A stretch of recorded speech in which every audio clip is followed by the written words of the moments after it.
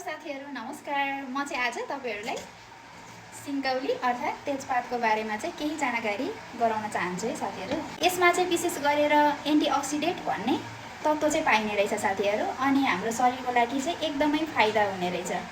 विशेष गरेर हामीले चाहिँ केमा प्रयोग गर्दै आइरहेका छौं भने चियामा अनि तरकारीहरुमा खानाको स्वाद बढाउन हैन, सुगन्ध बढाउनलाई चाहिँ हामीले प्रयोग गर्दै आइरहेका छौं। तेजपत्ताले चाहिँ अरु के फाइदा गर्छ भन्दाखेरि यो रुगाखोकी लाग्दा अनि पेट फुल्ने समस्या हुँदा चाहिँ यसको पात चाहिँ पानीमा उमालेर यसको पानी पिउनाले पनि पेट फुल्ने समस्या चाहिँ अलिक कम गराउँछ है साथीहरु। रुगाखोकी लाग्दा यो तेजपत्ता चाहिँ उमालेर यसको पानी चाहिँ पिउनु पर्छ साथीहरु। रोगसँग लड्ने क्षमता, रोग प्रतिरोधात्मक क्षमता चाहिँ यसले चाहिँ बढाउने रहेछ साथीहरु। मैले चाहिँ यो आफैले प्रयोग गरेर पनि हेरेको। म चाहिँ यो बिहान दुईवटा पात चाहिँ पानीमा उमाल्छु अनि बिर्या नुन थोरै लाउँछु अनि यसको रस चाहिँ पिउने गरेको छु है साथीहरु।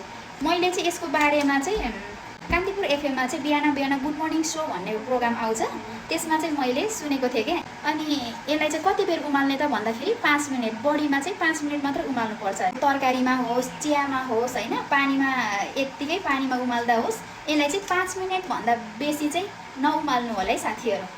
नत्र यसमा पाइने जुन एन्टिअक्सिडेन्ट भन्ने तत्त्व चाहिँ यसबाट हराएर गएपछि त हामीले खाएको र नखाएको केही फाइदा उपयोग भएन नि त। त्यसकारणले चाहिँ हामीले यो तेजपत्तालाई प्रयोग गर्दाखेरि, पकाउँदाखेरि चाहिँ 5 मिनेट मात्रै उमालेर प्रयोग गर्न सकिन्छ, खान सकिन्छ साथीहरु।